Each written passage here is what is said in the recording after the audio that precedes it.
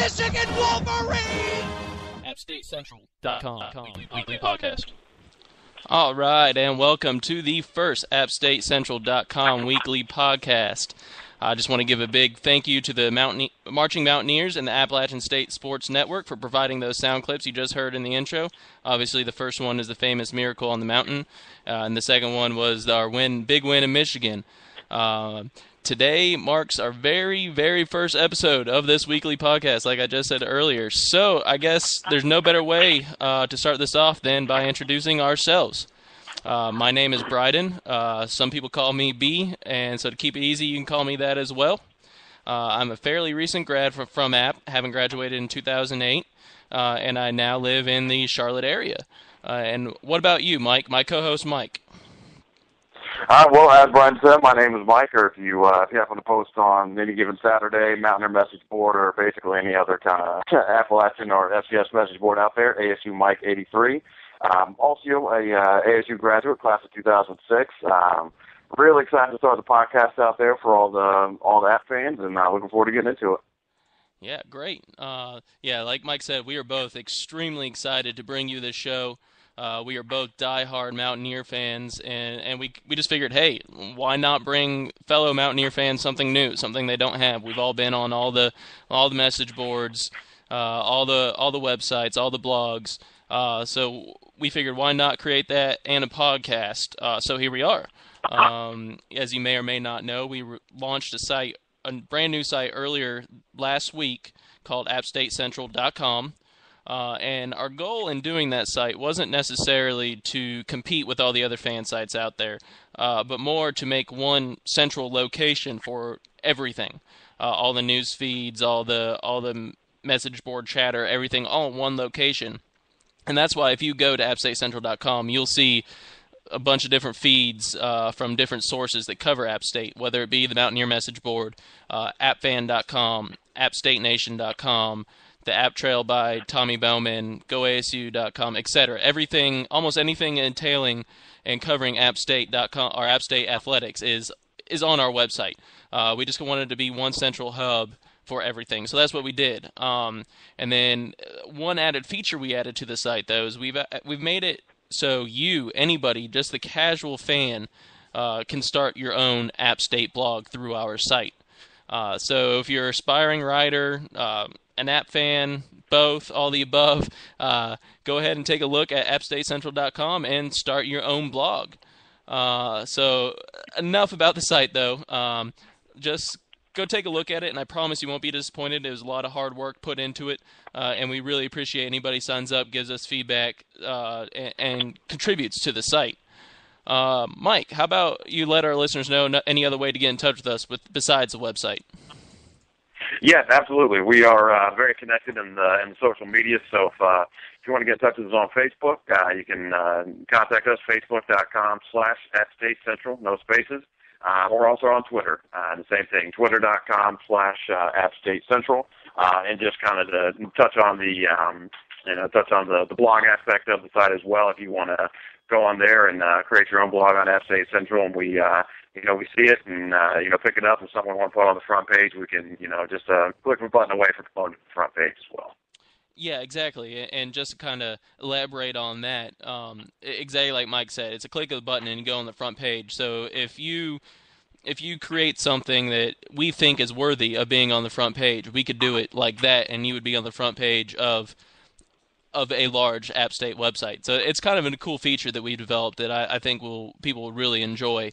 And then also, I just want to chime in and say that if you want to talk to us during the show, you can through Facebook or Twitter. Just go to our pages.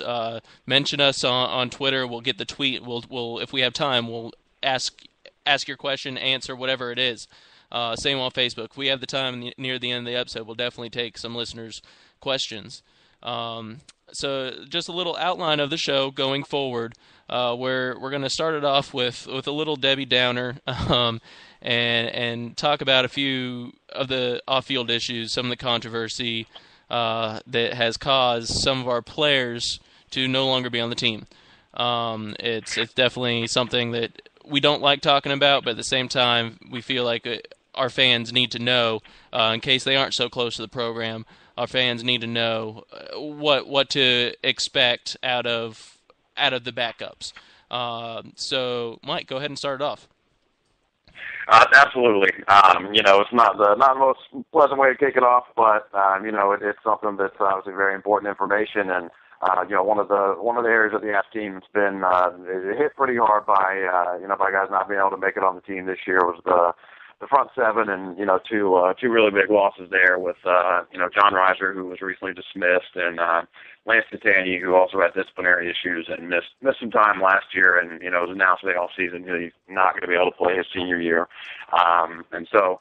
While it's obviously terrible to lose two guys that good, two proven all-conference caliber players, we do have a pretty good depth of talent behind them. Not necessarily proven as much as Reiser and Tandy did in their careers, but very talented nonetheless. And I'm expecting to see redshirt freshman Devontae Harris step in and see a lot of playing time at defensive end, while Deuce Robinson will probably be, as expected at least, to move over from his starting defensive end spot and take over and fill in for John Reiser as a Bandit. And while he doesn't have the same experience at the kind of defensive end linebacker hybrid that John Reiser did from an athletic standpoint, you're not going to be missing a beat. He's 6'5", 250. He's quick. He's strong, and as long as he's able to pick up the mental aspect of the game in the off season, he should be able to fill in and make all the plays there. Yeah, I'm excited to see what Deuce Robinson can do. He's definitely he had some playing time at DN last year, and just he showed great potential. He is a beast, especially as a freshman. On the offensive side of the ball, we lost projected starting tight end Trevor Sawyer to academic ineligibility. He was initially actually committed to go to ECU, but then switched that commit to us, and he showed great potential. He's 6'6", good hands, great athleticism, so he will be missed. He was expected to be a large red zone target for Jamal Jackson, but I don't think we're going to miss much of him because of a converted defensive lineman, actually, in Drew Bailey. He stepped forward and, as of now, appears to be the front runner as the number one tight end going into the season. Obviously, camp might shake out a little differently with freshmen like Barrett Burns coming in. But as of now, Bailey is the number one at tight end, and he definitely has the physical assets. He's 6'4", 250. Has experience playing on both sides of the line. He's a good blocker. He actually played a little bit on the O-line last year because of a depleted O-line because of injuries. So he's got experience on both sides, and from all accounts that we've heard, he's actually his hands have gotten a lot better, so he can be a solid receiver as well. Absolutely, and I think he's I think he's going to step in and do a good job for us. Obviously we're hoping to see his ability as a receiver really develop. But I mean, we've seen just from the fact that the coaches had enough confidence in him to put him on the O line last year, and we really kind of thinned out by injuries. He's a guy that from day one his run blocking ability really should help us to open up some holes there, and he's got the physical attributes and developing enough as a receiver that I think he'll be able to help us in the red zone as well. And on the other side of the ball, back to defense, we are unfortunately not going to have the services of Justin Ray this year.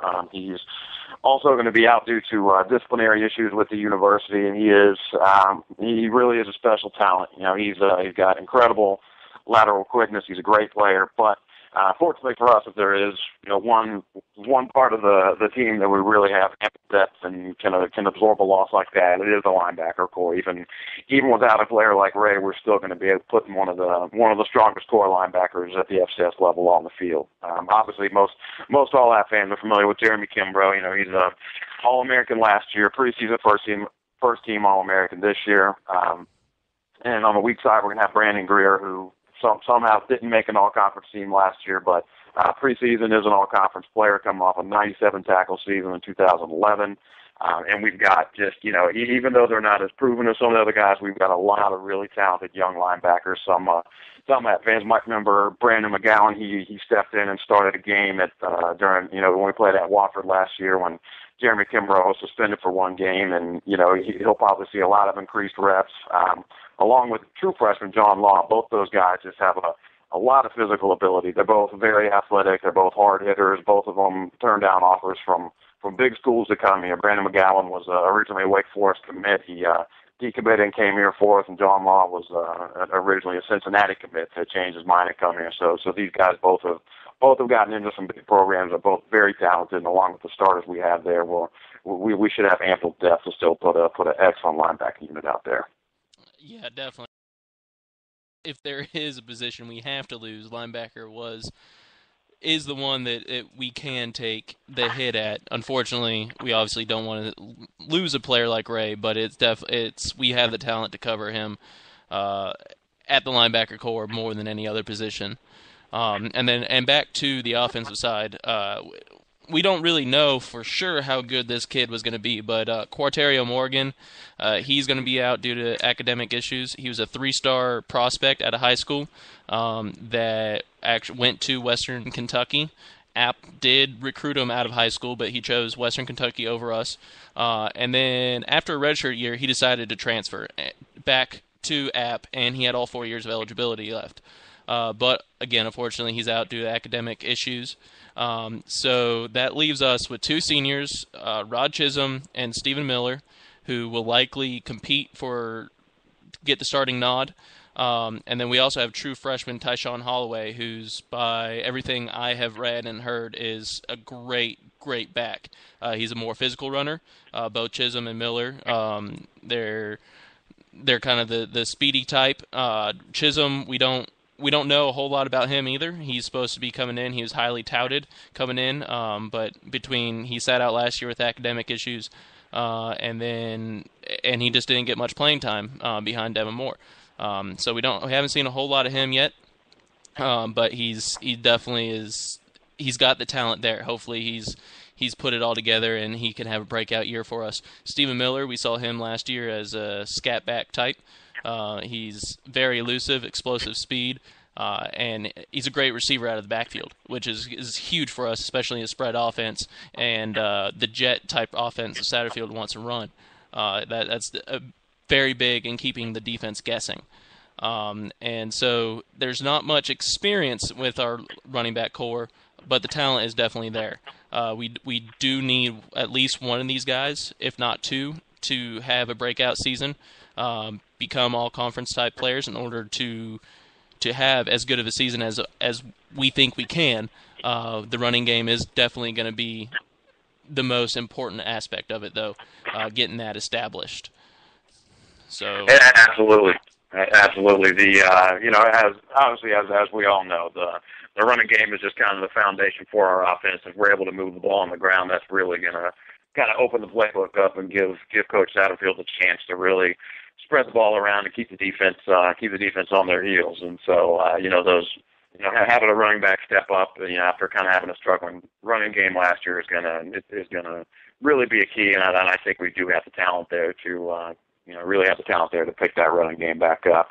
And kind of to go along with that, obviously, we have a lot of new faces on the field. We have a lot of players that are either young guys or guys that have been around and really just kind of getting their first opportunity. Obviously, we've also got a lot of new faces on the coaching staff as well.